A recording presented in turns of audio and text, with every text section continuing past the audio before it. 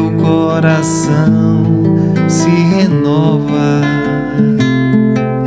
Sinto a esperança invadir o meu ser. Quero ser manso, ser limpo, ser justo e pobre de espírito ser.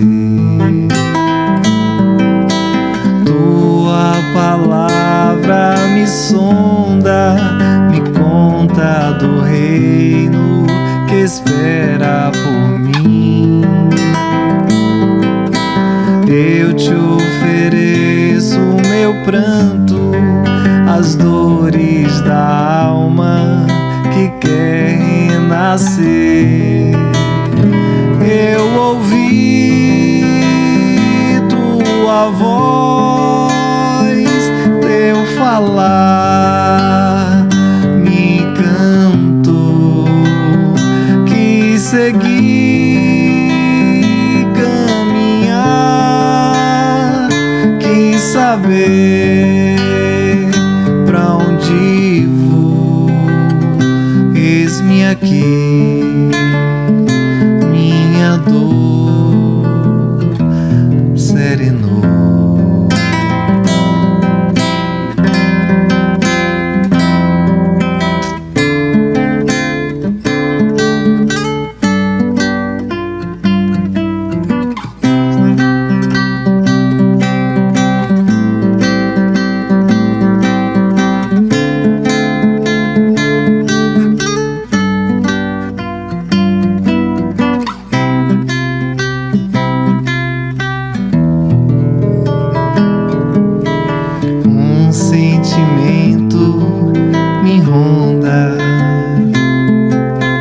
Não sei dizer, tudo é novo pra mim. Meu coração se renova. Sinto a esperança invadir o meu ser. Quero ser manso, ser limpo, ser justo e pobre de espírito ser. Tua palavra me sonda, me conta do reino que espera por mim. E eu te ofereço meu pranto, as dores da alma que quer renascer. Eu ouvi tua voz, teu falar me encantou, quis seguir, caminhar, quis saber pra onde vou. Eis-me aqui, minha dor serenou.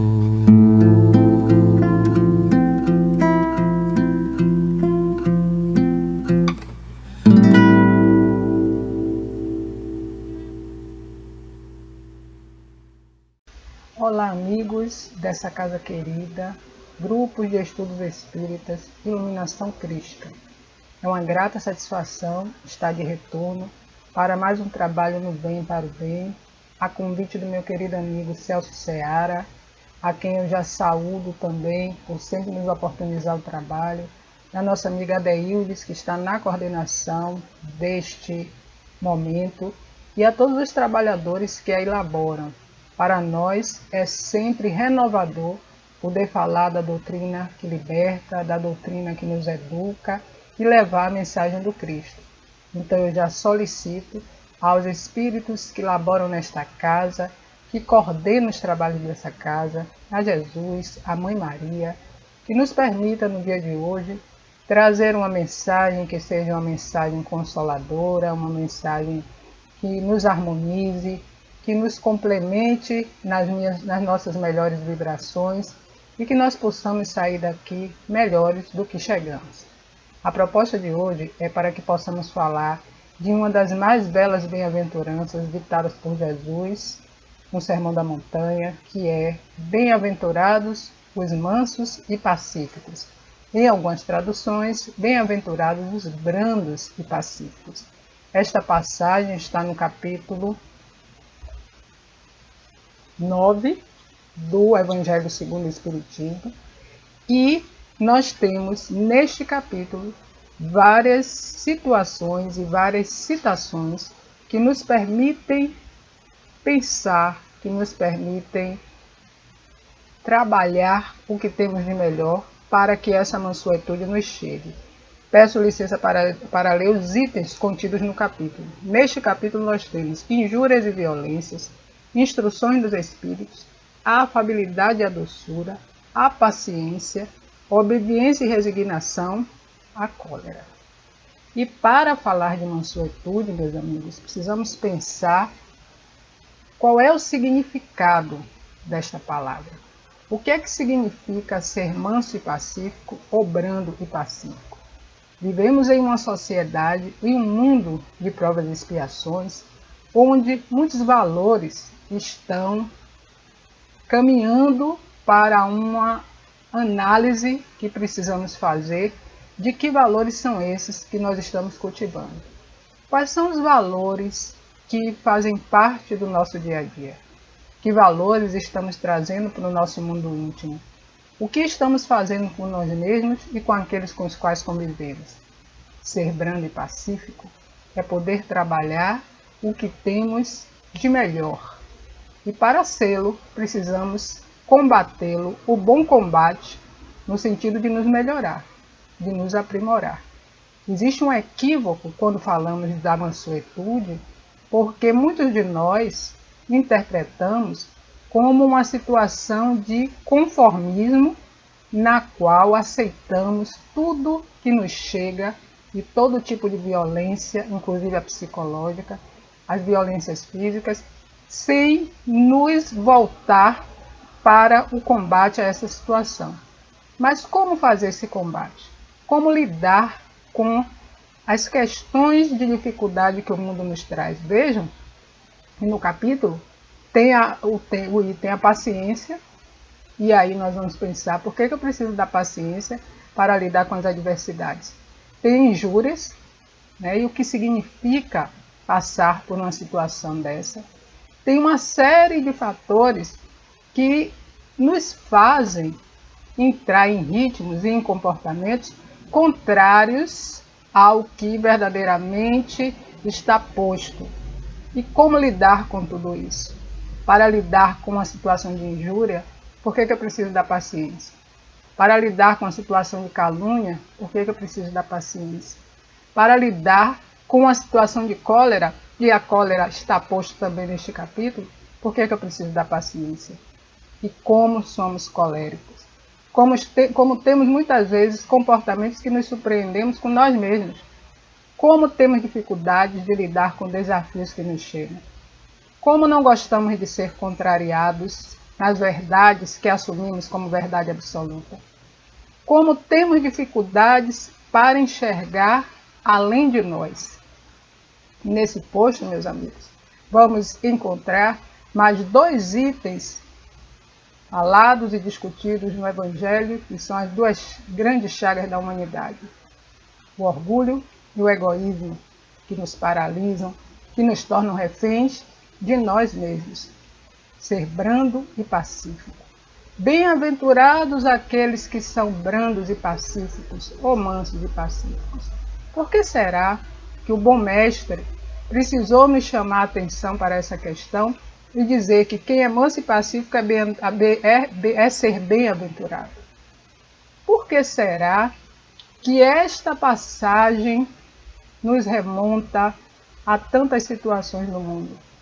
Vivemos em um mundo de grande violência, onde o respeito ao outro, onde as adversidades são encaradas como desafios do nosso orgulho, do nosso ego, onde não gostamos de passar por dificuldades, queremos ser o primeiro em tudo. Isso nos reporta ao egoísmo, porque o egoísta é primeiro eu, segundo eu, terceiro eu mesmo.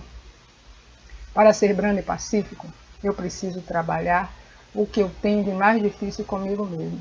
Comigo mesmo, Raimundo? Mas o meu inimigo não é o outro, o nosso principal inimigo somos nós mesmos. Se formos analisar a vasta literatura da veneranda Joana de Ângeles, que trabalha no âmbito da psicologia espírita, nós vamos encontrar uma série de referências nos mostrando a necessidade de fazer esse mergulho interior para descobrir que nós nos violentamos todo o tempo. Quando ficamos nessa guerra eterna para ter razão, quando queremos impor as nossas condições e as nossas ideias em um mundo onde ideias precisam ser debatidas, precisam ser discutidas, precisam ser alinhadas pelo bem comum. Nós que muitas vezes, quando temos o poder que é efêmero, e Joana nos fala muito sobre essa questão no livro Ser Consciente, no capítulo 32, o essencial, que ela nos questiona o que é essencial nas nossas vidas, e ela vai elencando o que para nós, muitas vezes, nós elegemos como essencial, e o poder é um desses elementos que nós colocamos como algo fundamental nas nossas vidas. Nós, às vezes, quando temos o poder, que é efêmero, que é passageiro, mas que no nosso comportamento ególatra, nós achamos que é eterno, nós nos tornamos tiranos, nós nos tornamos coléricos. Utilizamos do poder da caneta para humilhar, para destruir, para tentar controlar o outro e as ações, muitas vezes de grupos. Fazemos isso? Fazemos. Ah, mas eu não faço isso. Quem faz isso é João. Quem faz isso é Maria. Eu sou uma pessoa que, se eu tiver o poder, eu vou ser conciliador, eu vou dividir ideias. Então eu preciso passar por ele, porque o poder é uma prova. E por que eu estou falando tanto de poder para falar de mansuetude? Porque muitas vezes, quando o temos, nós nos desconhecemos, porque nos achamos acima do bem e do mal. E eu preciso passar, muitas vezes, por experiências dessa natureza, para conhecer a minha própria natureza e trabalhar essa questão. Mas, independente do poder, tem muitos outros elementos que me tornam colérico, que me torna alguém de difícil relacionamento. E eu preciso trabalhar a mansuetude para sobreviver, inclusive. Porque ser brando e pacífico é trabalhar a aceitação das situações sem me submeter de maneira na qual eu não tenha uma relação de combate. Mas que combate é esse? O bom combate. Os grandes líderes na história da humanidade foram aqueles que conseguiram trabalhar a mansuetude. Ah, mas nós temos grandes conquistadores de territórios que invadiram lugares, que ceifaram vidas através do poder que acabou, de alguma maneira, onde o freio foi dado pela espiritualidade em determinado momento. Poder que os fez pensar ser donos de tudo e de algo, e que no meio do caminho eles mesmos se perderam. Os grandes líderes dialogam, os grandes líderes conversam, têm a capacidade da escuta, meus amigos. É preciso que tenhamos a capacidade de ouvir, porque eu preciso ouvir para aprender, inclusive, porque eu não sou dono da verdade. Eu não tenho controle sobre nada nem ninguém. A vida é um sopro. Estamos aqui neste momento conversando e em 5 minutos, em poucos segundos, tudo pode se transformar. Neste momento, inclusive, que estamos passando de pandemia, e é importante que estejamos sempre trazendo a essa discussão, por ser um fato atual também, mas por ser um marco na história da humanidade tão grande, nos mostrando que este vírus que aí está, que é educativo, que é pedagógico e que nos chama a atenção para a nossa pequenez, ele vem nos mostrar que essa guerra desenfreada, essa busca por pelo que nem sabemos o que estamos buscando, pelo acúmulo de situações e de pseudo-poder e de elementos materiais que tanto corremos, um freio foi dado. Por quê? Porque agora precisamos caminhar dentro de uma nova perspectiva. O que adianta eu ter tanto bem material acumulado, mas eu não ter saúde? Independente de pandemia, essa é uma questão que já nos reporta há muito tempo a uma análise.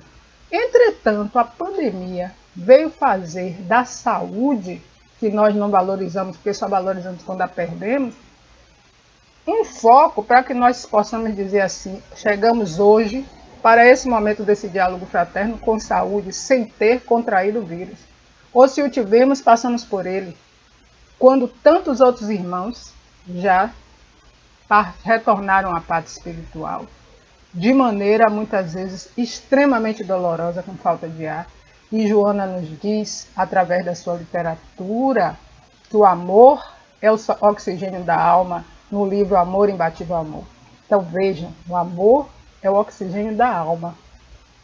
E nós estamos precisando tanto inspirá-lo para inspirar o oxigênio material. O que é que eu estou dizendo com isso? Para trabalhar a mansuetude, eu preciso entender essa frase que Joana nos diz. Esse amor que higieniza, esse amor que purifica, esse amor que eleva. Em tempos de pandemia, amigos, estamos vendo que o bom combate nunca foi tão necessário.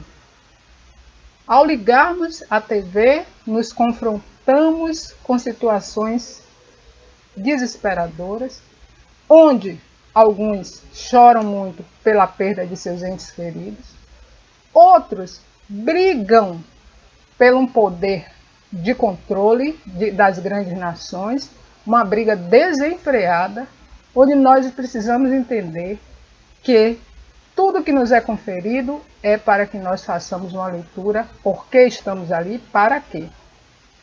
E como falava anteriormente, os grandes líderes dialogam. Não fosse o maior líder que nós tivemos na história da humanidade, o bom Mestre Jesus, modelo e guia da humanidade, questão 625 do Livro dos Espíritos, seria um tirano.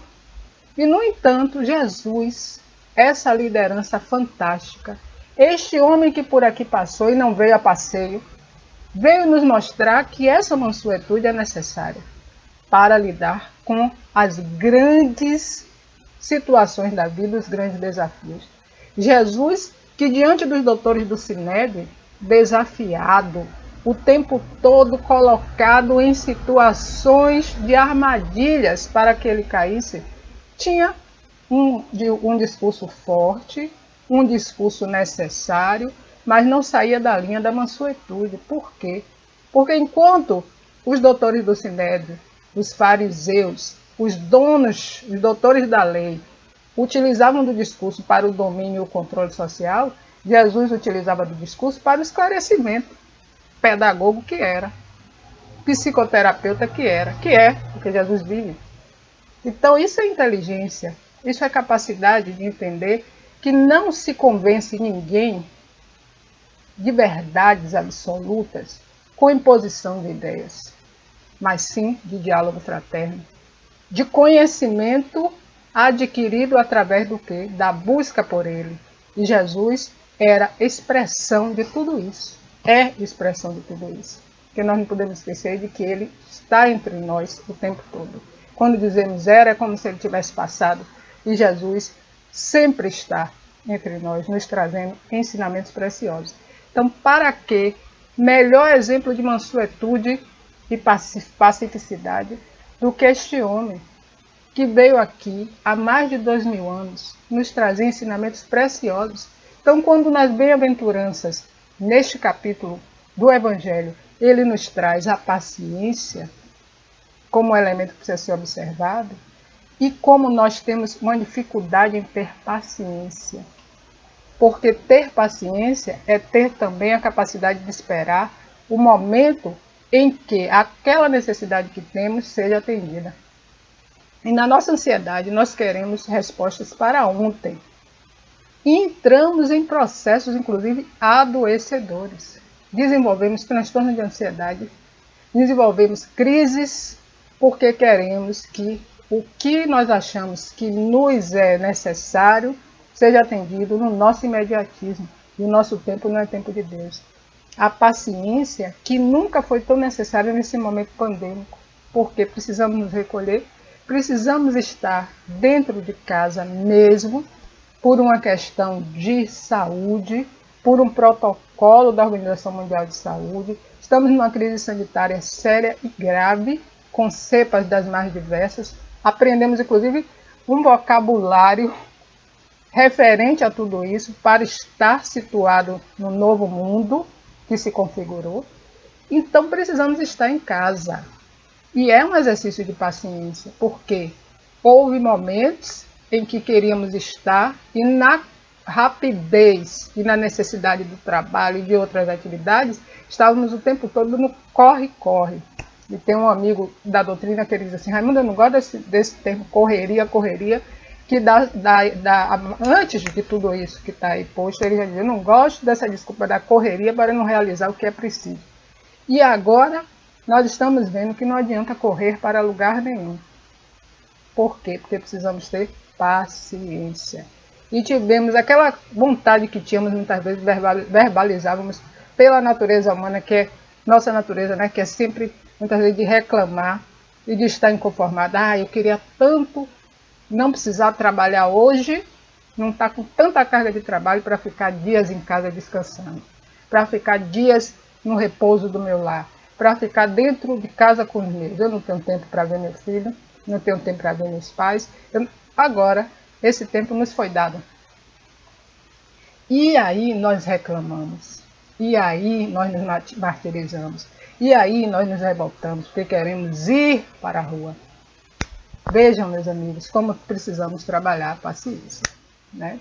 Sabemos que as relações humanas são necessárias. Não somos seres que precisamos viver dentro de uma concha. Precisamos estar entre mundos, precisamos nos trocar com o outro, mas o momento é de estar com os nossos dentro de casa. E aí é uma nova leitura de mundo. A paciência é necessária, como está sendo necessária. Como precisamos ter paciência conosco. Nós nunca pensamos muito sobre essa questão. Pensamos muito que a paciência precisa ser desenvolvida na relação com o outro. Mas e a relação comigo? A paciência para com as minhas inquietações, a paciência para com as minhas dificuldades de entender, de me auto-entender. Eis o momento. E neste capítulo, quando ele fala da cólera, sabiamente, o ser colérico, ele fica cego. A pessoa colérica, ela age sem pensar. Muitas vezes até se arrepende, mas aí já teve o ato de criar uma situação de destruir, de criar uma situação de dizer, falar, muitas vezes palavras ofensivas, palavras que magoam, destruir uma relação de amizade, destruir uma relação familiar, em virtude do seu estado, quando não tem atitudes mais drásticas de violência física. A cólera é um problema que precisa ser trabalhado. Nós precisamos nos trabalhar muito e às vezes não nos conhecemos.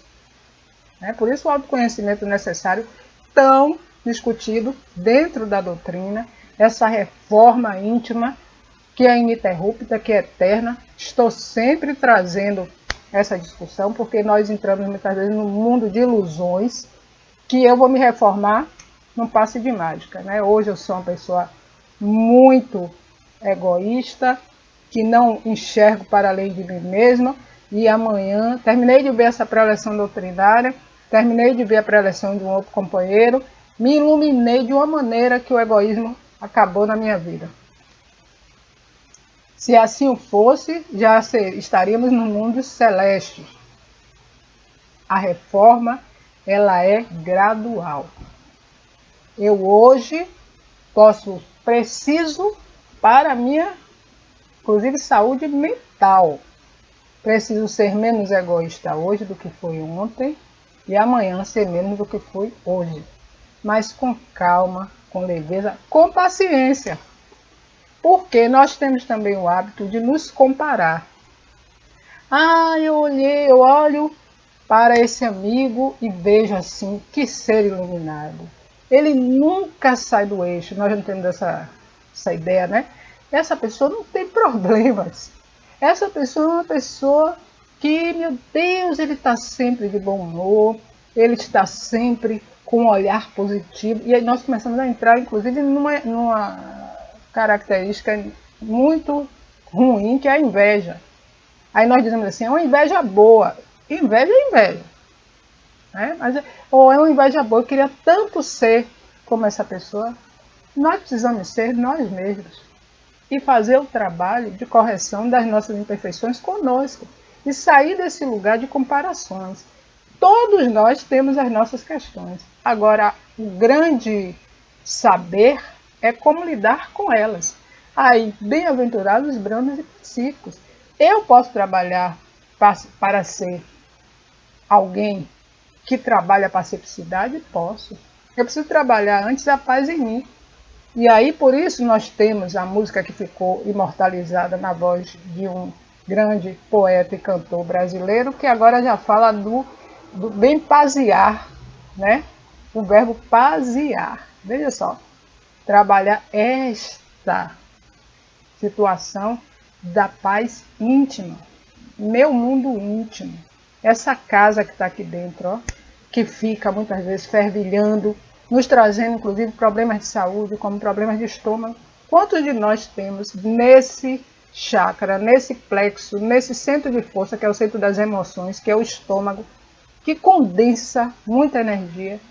Nós temos, às vezes, situações, né? Alguns de nós dizemos assim, eu fui ao médico, ele disse que eu tenho uma gastrite nervosa. E nós nem paramos para pensar o que é que significa essa gastrite nervosa.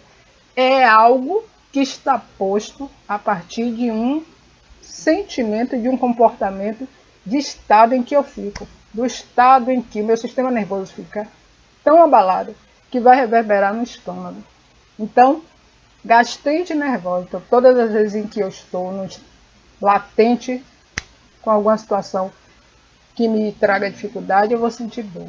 Vejam, meus amigos, o que é a natureza humana. Então nós precisamos trabalhar a mansuetude. Ah, mas eu vou viver no mundo sem sentir dor nenhuma. Não é isso que eu estou dizendo, até porque estamos no mundo de provas e expiações. As provas nos chegam para chamar nossa atenção. Às vezes a gente tem uma dificuldade de entender quando passamos, principalmente questões de saúde, né? Quando mexe na estrutura orgânica que traz dor. Ah, mas poxa vida, eu faço tudo, eu sou uma pessoa que eu faço uma dieta, eu sigo todas as recomendações médicas, eu faço. Por que eu sinto isso? Mas aí eu tenho que parar para pensar, e como está a minha cabeça? A paz das ideias, ó, mansuetude. Porque o chamado do Cristo, isso que nós precisamos ficar muito atentos para esse compêndio universal, essa maravilha que é o Evangelho, esse elemento que nos traz, é terapêutico, uma terapia da alma, é um refrigério da alma, é educativo, é explicativo, é um bálsamo nas nossas vidas. Quem me conhece sabe, estou sempre repetindo, gosto muito de falar do Evangelho, porque é um refazimento diário.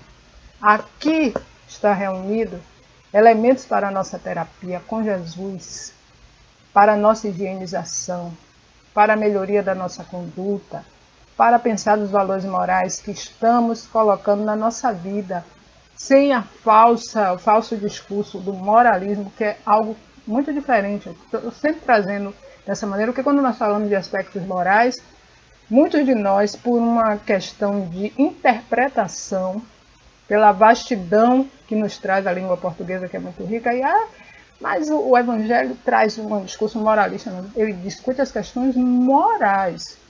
O moralismo está no âmbito da ideia que eu coloco posta no âmbito do preconceito e de como eu vejo e interpreto ações no mundo e como elas estão aí. O que o Evangelho traz é a reforma moral, ou seja, dos meus costumes, das minhas ideias, de como eu me comporto, da minha conduta. as minhas imperfeições, que são muitas. Quais são as imperfeições morais? O orgulho, vaidade, a cólera. Quais são virtudes? A paciência, o amor, o perdão, o autoentendimento. Eu preciso fazer esse trabalho comigo. Para lidar com as questões do mundo, eu preciso me trabalhar.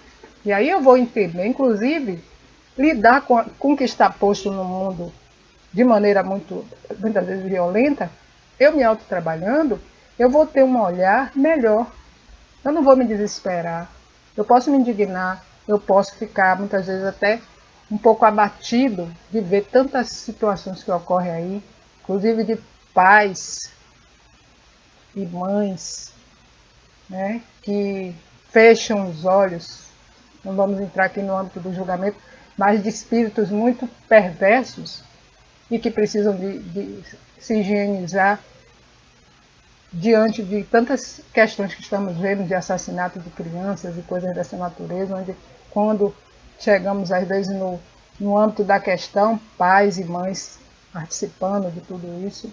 Então, até para entender uma questão dessa, não é apoiar em dizer que está certo, mas para compreender a natureza desse espírito e o que está por trás de todas essas questões e as aflições do capítulo 5 que estão aí nessa questão também. Eu preciso me trabalhar. Eu preciso me auto-reconhecer. Eu preciso fazer essa higiene. E o Evangelho me proporciona essa oportunidade quando eu me permito. Então, essa paz que eu busco, que é uma paz de organização fluídica. Quando eu trabalho a mansuetude, eu entro num processo de harmonização fluídica. Eu entro num processo de harmonização vibracional.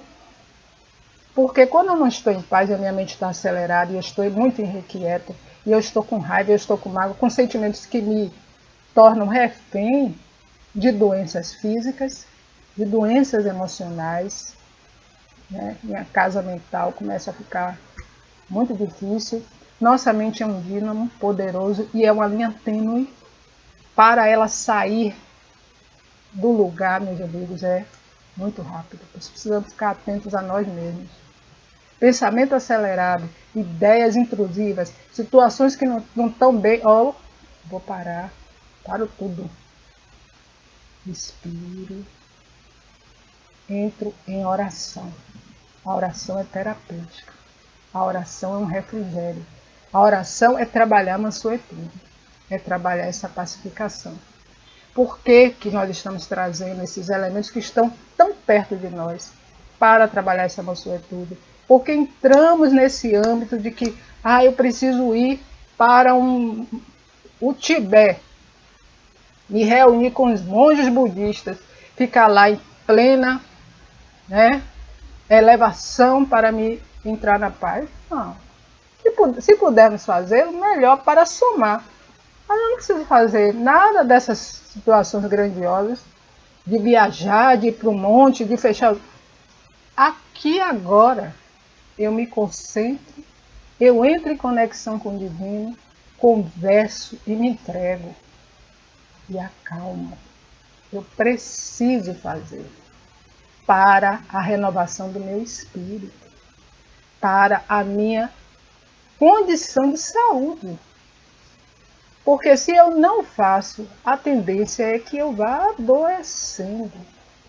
Que os meus padrões fiquem cada vez mais difíceis de lidar comigo mesmo. Então, trabalhar na mansuetude, trabalhar ser brando e pacífico, é trabalhar essa pacificidade em mim para ser o pacificador do externo. Mas eu preciso assim, de grandes líderes me dizendo o que fazer. Nosso grande líder, modelo e guia é Jesus. E temos exemplos de pacifistas, de pessoas, de grandes pacificadores, que levaram a mensagem do amor por todo e sempre. Ao longo da história, nós temos muito grande que derrotou um gigante, que eram os britânicos, naquela luta terrível entre Índia e Inglaterra, com um diálogo, com um discurso de pacificador, com palavras de renovação do bom combate. Gandhi não pegou em arma.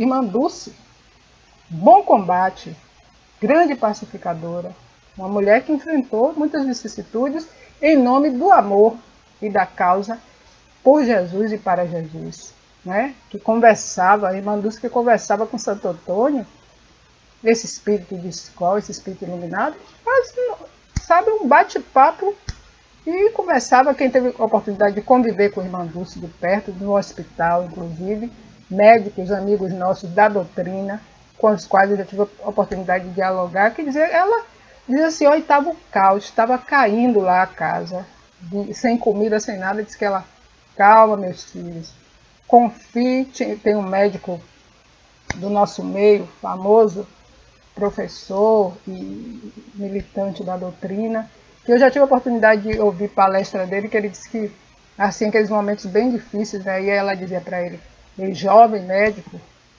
e ela dizia para ele, meu filho, confie na providência e não na previdência. E aí chegava os mantimentos. Irmã Dulce, pacifista, que saía pela cidade aí pedindo pelos seus, sendo humilhada, sendo massacrada, ouvindo uma série de impropérios, né, que nós, quantas vezes, né, nós temos atitudes que depois até nos envergonhamos, mas que, né, quantas vezes ela passava por humilhações e ela andando ali, ó, com toda aquela dificuldade, buscando ajuda, e deixou essa obra fantástica, sem igual. E hoje no mundo espiritual trabalha nos orientando, nos ajudando, trazendo boas ideias. Irmã Dulce. O médio de Jesus, Chico Xavier, para que exemplo maior de pacificador. Um homem com tantas questões de saúde, com uma vida provacional das mais difíceis, com uma família adoecida também, irmãos com esquizofrenia, sabe? Uma série de problemas que Chico teve de saúde, fez 5 cirurgias de alto risco. Um homem que no livro de Ramiro Gama nos traz assim, Ramiro Gama nos traz ensinamentos belíssimos de quem conviveu com Chico. Lindos casos de Chico Xavier, o nome da obra, a gente recomenda para ver que pacificador este homem. Mas o maior pacificador da história é Jesus. Nos trouxe ensinamentos preciosos, inclusive as bem-aventuranças. Bem-aventurados os brandos e pacíficos. E olhe que aí é o capítulo 9, que precede o 10, que Jesus nos diz também. Bem-aventurados os misericordiosos, porque receberão misericórdia. Eu preciso trabalhar a mansuetude, eu preciso ser um pacificador para entender o princípio da misericórdia, que é inclusive entender e enxergar o outro. É entender as vicissitudes do outro. É me colocar no lugar do outro. É vencer os elementos do ego. O ego que pode ser uma grande armadilha para todos nós, que pode nos colocar em situações de risco. Jesus. Bem-aventurados aqueles que são brandos e pacíficos, porque esses vão poder trabalhar o amor preconizado pelo Cristo, o amor que cobre uma multidão de pecados, o amor que não nos faz reféns, inclusive de nós mesmos, o amor que liberta, o amor que nos eleva, o amor que nos coloca numa condição de bons combatentes em nome do Cristo. Bem-aventurados os brandos e pacíficos, porque quando enxergamos um ato de tirania e de violência, temos a capacidade de respirar e de trabalhar pelo contrário, sem usar das mesmas armas. Bem-aventurados os brandos e pacíficos, porque conseguirão e conseguiremos, vamos nos incluir para já entender que precisamos trabalhar nessa vertente, conseguiremos ter um mundo melhor. Ah, Raimunda, mas diante de tantas notícias bombásticas, de tantas situações, eu não vejo como conseguir. Eu preciso trabalhar a esperança. O bem-aventurado, todo bem-aventurado, ele tem uma esperança. Uma esperança nos ensinamentos de Jesus, que não esteve aqui, como eu disse anteriormente, por acaso. Jesus nos deixa uma série de ensinamentos para que possamos colocá-los na nossa vida diária. O que é viver o Evangelho? É trazer esses ensinamentos para o meu mundo íntimo, para as minhas ações. Porque eu posso conhecer os 28 capítulos, saber dizer de todas as citações que existam aí dos evangelistas, saber falar das mensagens de Santo Agostinho, que aí está, de São Luís, de Erasto, de tantos outros, mas não trazer para a minha vida, não colocar na minha prática. E são pequenas ações que demonstram que eu entendi a proposta do Evangelho. Nós precisamos também sair dessas questões grandiosas. Não, eu só entendi a proposta do Evangelho quando eu consegui fazer um grande movimento cultural em prol de tal instituição. Uma grande ação social em prol de tal instituição. Não. Eu entendi a proposta do Evangelho quando, na minha conduta diária, eu me percebo modificado. Quando o sucesso do outro não me incomoda. Eu entendi a proposta do Evangelho quando eu consigo, neste momento de pandemia e de tantas vicissitudes, trabalhar a gratidão, porque eu cheguei até aqui com saúde, com a saúde mental, patrimônio inigualável. Eu consegui chegar até aqui com capacidade de diálogo e de dividir situações, de dividir ideias.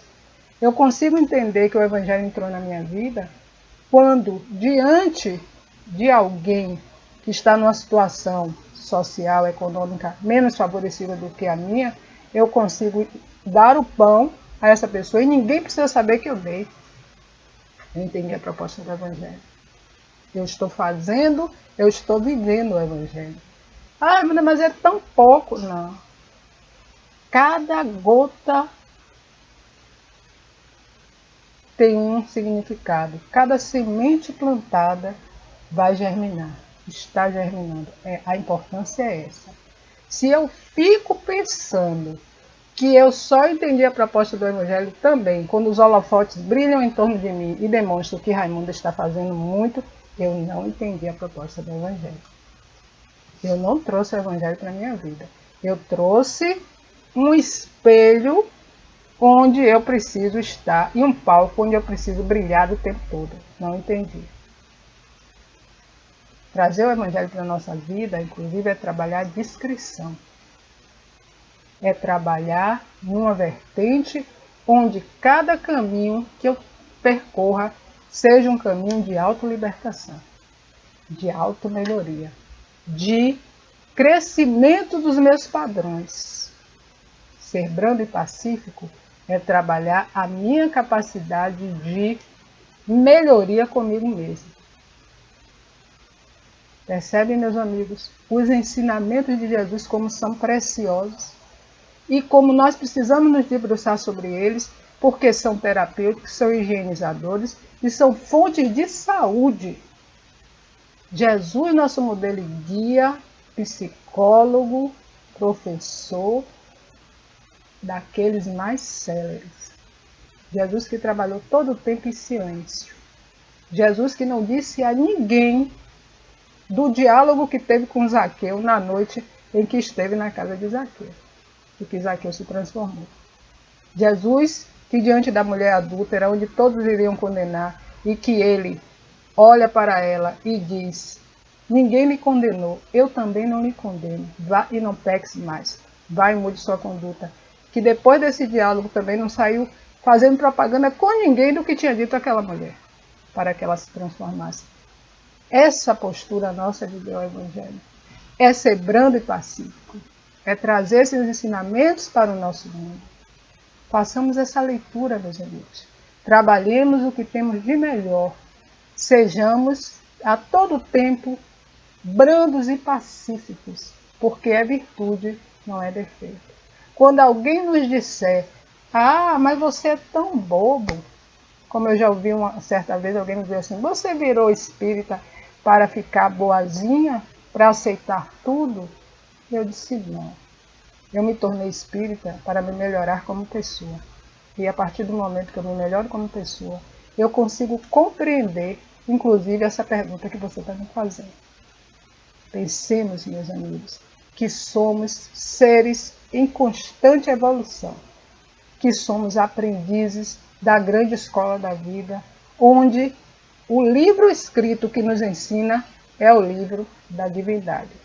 Para concluir, gostaria de deixar uma mensagem do livro Preces da Vida, de Lorival Lopes, que nos diz: a voz do Senhor.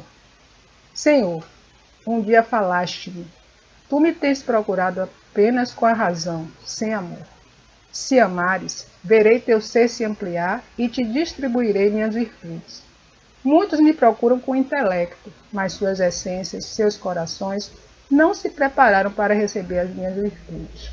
Compreendi então que tem forte sentido ser alegre, esperar pacientemente, dar valor a quem conversa comigo, manter pureza em meio à devassidão, renunciar ao prazer irresponsável, dar a quem não tem.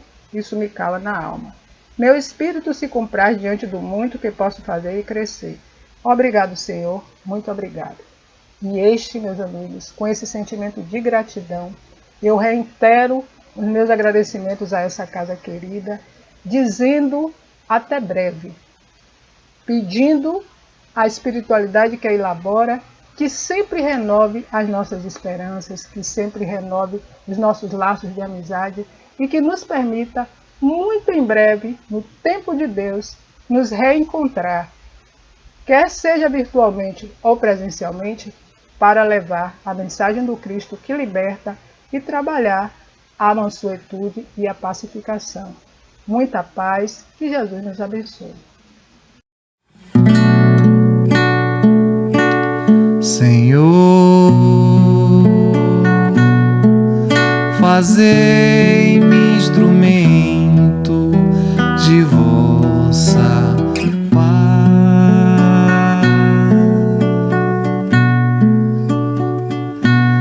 Onde houver ódio, que eu leve o amor.